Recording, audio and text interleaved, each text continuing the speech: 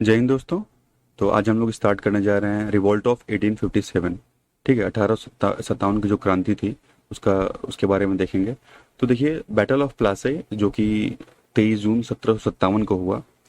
और इसमें आपके जो सिराजुद्दौला थे, लास्ट नवाब थे ये बंगाल के। तो ये मिल गए फ्रेंच के साथ। ठीक है, तो फ्रेंच के साथ मिल के सिराजुद्दौला ने जो है अंग्रेजों के खिलाफ जो है एक तरह से विरोध जो है छेड़ा। तो अंग्रेजों की तरफ से थे रॉबर्ट क्लाइव। तो रॉबर्ट क्लाइव और सिराजुद्दौला, ठीक है, इनके बीच में लड़ाई हुई, बैटल ऑफ प्लासी जिसको हम बोलते हैं। तो यहाँ पे सिराजुद्दौला को जो है मुंह की खानी पड़ी। सिराजुद्दौला यहाँ पे हार जाते हैं। क्यों हारते हैं? तो सिराजुद्दौला के कमांडर इन चीफ रहते हैं मीर जाफर। तो मीर जाफर जो हैं वो क्या करते हैं कि रॉबर्ट क्लाइव के साथ जाके मिल जाते हैं। रॉबर्ट क्लाइव इनको ब्राइब करते हैं, घूस देते हैं मीर जाफर को। तो उसके बाद जो मीर जाफर हैं वो रॉबर्ट क्लाइव के साथ जाके मिल गए और सारी जानकारी उठा के इनको दे देते हैं। तो सिराजुद्दौला के बैटल ऑफ प्लासी में हारने का जो मेन रीजन था वो यही था कि मीर जाफर जो हैं, ये सिराजुद्दौला के जो कमांडर इन चीफ हैं, ये जाके अंग्रेजों से हाथ मिला लिए। इसीलिए सिराजुद्दौला को हार का यहाँ सामना करना पड़ता है। तो बैटल ऑफ प्लासी जो कि 23 जून 1757 1757 को हुआ, उसमें तो जीत जाते हैं अंग्रेज। उसके बाद फिर बैटल ऑफ बक्सर होता है 1764 में। पिछली वीडियो में जो बताया था इसके बारे में डिटेल में, तो ये भी जीत जाते हैं। तो प्लासी और बक्सर ये दोनों बैटल्स के जीतने के बाद क्या होता है कि ब्रिटिश की जो पावर है वो अब इंक्रीज होने लगती है, यहाँ पे बहुत ज्यादा इंक्रीज हो गई रहती है। ठीक है, अब ये दोनों बैटल्स में ये जीत गए रहते हैं। तो यहाँ पे जो एक ब्रिटिश एम्पायर का जो फाउंडेशन, मतलब जो एक नींव रखने का जो काम किया, वो बैटल ऑफ प्लासी और बैटल ऑफ बक्सर, यहीं से जो मॉडर्न हिस्ट्री है पूरी चेंज हो जाती है इस दोनों बैटल की वजह से। ठीक है, अब देखिए, for a century after this British imperialism grew India through manifold process of transitional political. अब देखिए, अब इनके चेंजेस, अब ये तो जब रूल करते रहते हैं तो ये कई चेंज लेके आते हैं, ढेर सारे जो चेंजेस हैं वो लेके आते हैं। तो उन चेंजेस की वजह से पॉलिटिकल चेंजेस है, इकोनॉमिक है, सोशल है, कल्चरल है। जैसे अब डिस्कस करते हैं क्या क्या चेंजेस हैं। जैसे जैसे डॉक्ट्रिन ऑफ लैप्स ये लेके आए, लॉर्ड डलहौजी थे, ये लेके आते हैं डॉक्ट्रिन ऑफ लैप्स। तो डॉक्ट्रिन ऑफ लैप्स में ये कहते हैं कि अगर मान लीजिए कोई भी स्टेट है, अगर उनका अपना खुद की, अगर अपनी खुद की संतान नहीं है, यानी अगर उनके पास एडॉप्टेड सन है, तो उसकी उसका जो स्टेट की जो पावर है वो कंट्रोल में आ जाएगी अंग्रेजों के। तो उसी तरह से वो सतारा पे कब्जा कर लेते हैं, नागपुर पे, झांसी पे। ठीक है, डॉक्ट्रिन ऑफ लैप्स ले आते हैं। ठीक है, उसके अलावा हम देखेंगे तो वो जो है क्या कहते हैं, जो क्रिश्चियनिटी को जो है फैलाते रहते हैं इंडिया में। और साथ ही साथ जैसे जो विडो रिमैरिज एक्ट आया, सती प्रथा, ये सती एबॉलिशन एक्ट आता है। ठीक है, साथ ही साथ जो एजुकेशन सिस्टम है तो ये वेस्टर्न एजुकेशन को ज़्यादा प्रमोट करते हैं, तो इसकी वजह से भी लोग इनका, मतलब लोगों के अंदर जो है गुस्सा रहता है। साथ ही साथ ये कुछ लोग को डाउट ये भी रहता है कि रेलवे और टेलीग्राफ जो है ये अपने ही फायदे के लिए लेके आए हैं। और ये अपना ही फायदा, भाई रेलवे और टेलीग्राफ अगर देखा जाए तो रियलिटी में तो ये अपने फायदे के लिए लेके आए थे। क्यों? क्योंकि रेलवे जो है उससे वो सामान जो है समुद्र के किनारे तक इंपोर्ट कर सके और वहां से अपने देश लेके जा सके। टेलीग्राफ भी अपने काम के लिए लेके आए थे। उसके अलावा ये जो किसान वगैरह थे उस पर ये ज़्यादा हैवी टैक्सेस लगाते थे।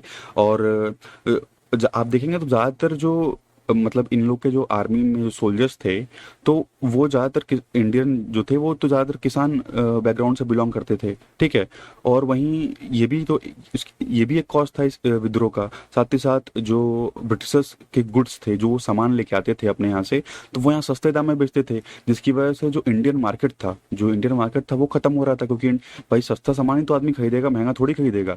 तो ये वही सामान सस्ते में लेके आते थे, अपने सामान तो हमारे यहाँ से लेके जाते थे। ठीक है, यहाँ सस्ते दाम में खरीदते थे, अपने यहाँ ले आके बेचते थे, अपने यहाँ ले आके जो है इसको महंगे दाम में बेच देते थे, और वहाँ सामान लेके आते थे और यहाँ जो है बेचते थे। ठीक है, तो उसकी वजह से इंडियन मार्केट भी जो था वो खत्म हो रहा था।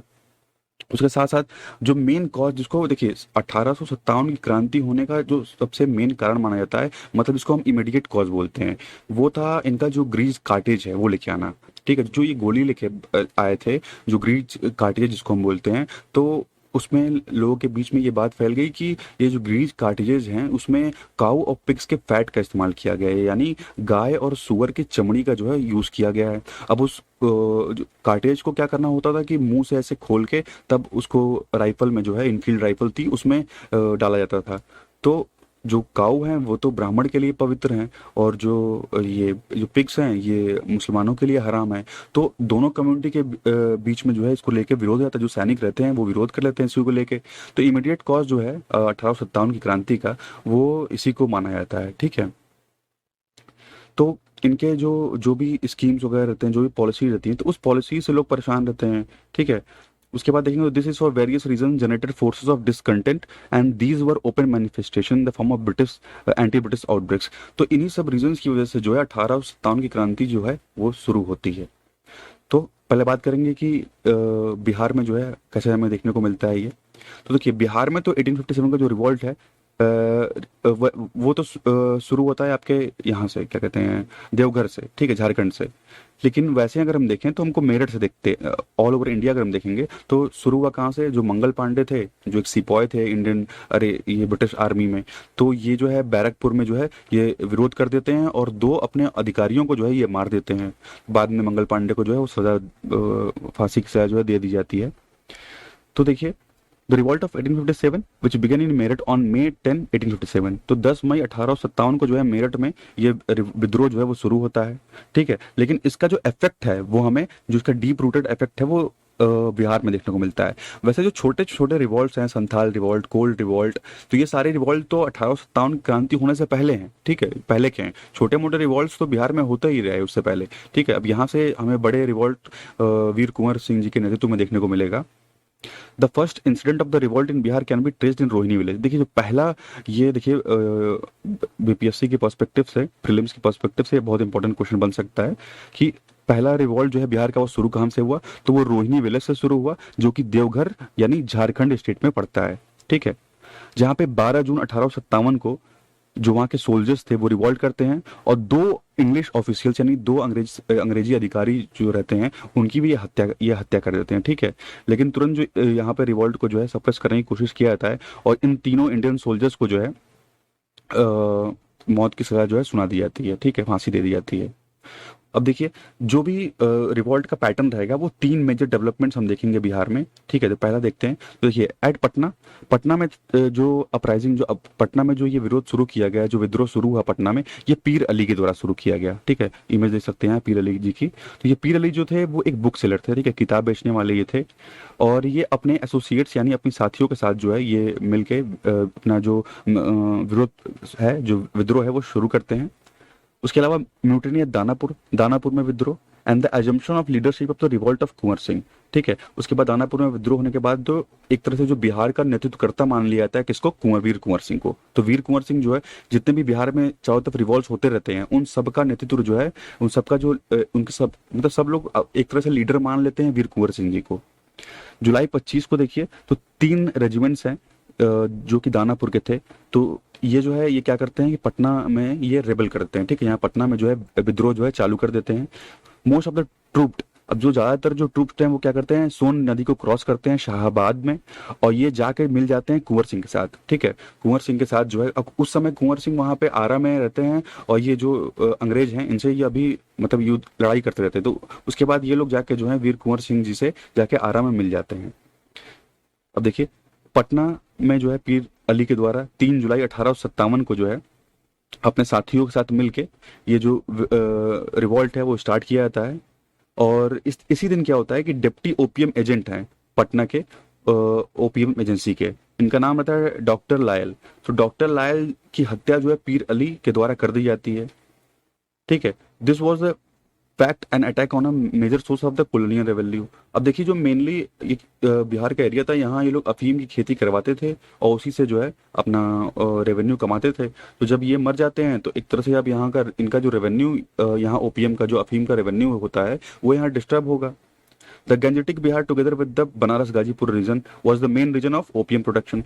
अब देखिए, बिहार के साथ साथ जो बनारस और गाजीपुर का जो इलाका है वो भी मेन सेंटर था ओपीएम के प्रोडक्शन के लिए, ठीक।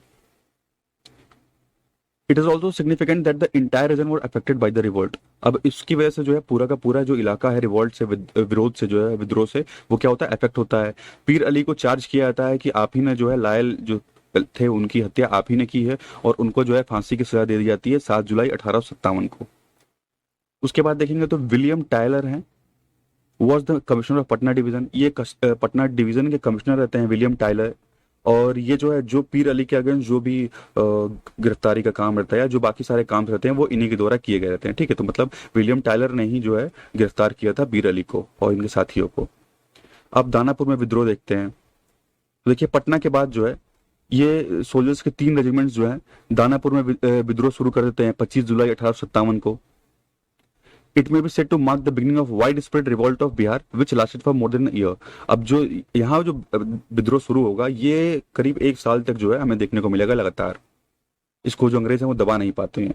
The next day that is on 26 July the soldiers reached Shahabad. अब ये सोल्जर्स जो हैं यहाँ पे 25 जुलाई 1857 को जब ये तीनों टुकड़ी जो है सैनिकों की जब ये विरोध कर देती है तो ये लोग शाहबाबाद जो है सोन नदी के थ्रू पहुंचते हैं और ये जाके मिलते हैं किससे, कुंवर सिंह से। ठीक है, और कुंवर सिंह तो पहले से ही अंग्रेजों के खिलाफ यहाँ युद्ध छेड़े हुए थे। ठीक है, तो अब इनको एक सपोर्ट मिल जाता है।